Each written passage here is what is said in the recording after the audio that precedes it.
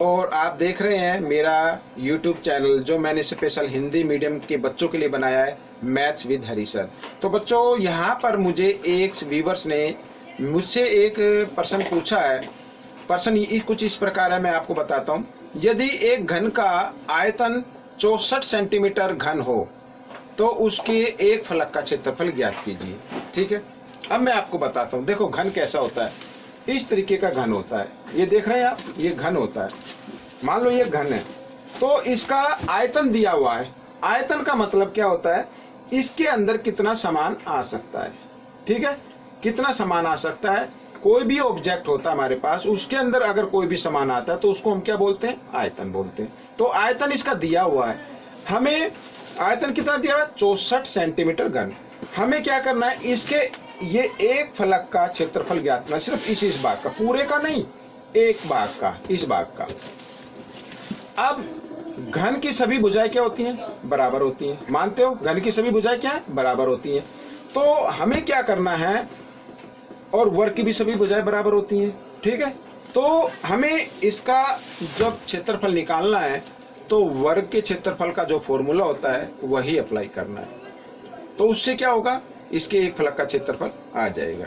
ठीक है, तो निकालना शुरू करते हैं। चलो चलते हैं।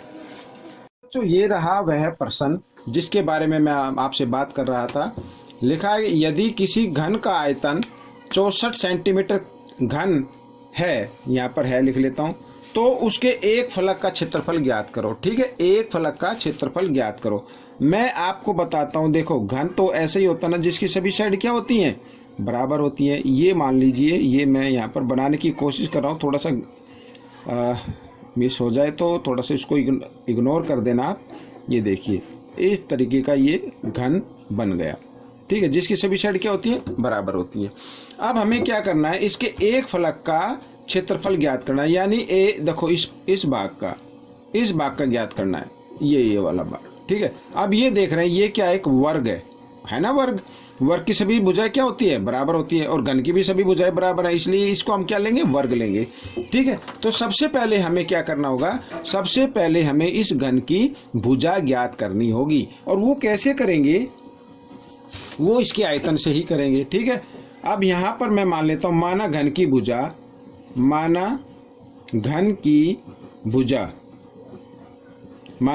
भुजा बराबर a सेंटीमीटर, ये है।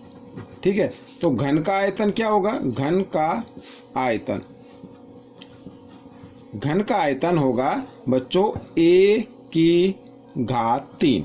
ये इसका आयतन हो जाएगा। या a गुणा a, इस तरीके से भी आप लिख सकते हैं। ये घन का आयतन हो गया। मगर दिया हुआ आयतन कितना है वो भी लिख लेते हैं। मगर दिया हुआ आयतन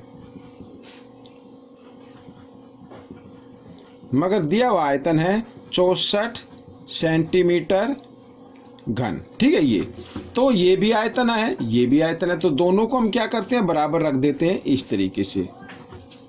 ठीक है, अब मैं क्या करता हूं, a बराबर, ये इधर घन है ना, इसको मैं बराबर के निशान से इधर लेके आऊंगा तो ये घनमूल में बदल जाएगा इस तरीके से। ठीक है, आप 64 के हम गुणनखंड करते हैं बच्चों, यहाँ पर 4 से कर लीजिए।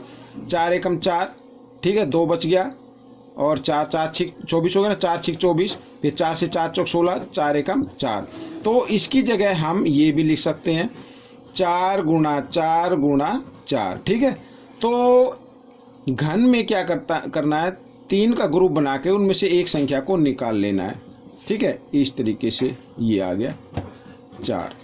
तो ये इसकी भुजा आ गई सेंटीमीटर। अब हमें क्या करना है, एक फलक का क्षेत्रफल निकालना है। ठीक है, क्षेत्रफल, तो क्षेत्रफल ये देखो, ये एक वर्ग तरह का है ना, वर्ग जैसा लगता है। क्यों, क्योंकि घन की सभी भुजाएं बराबर होती है, वर्ग की भी सभी भुजाएं बराबर होती हैं।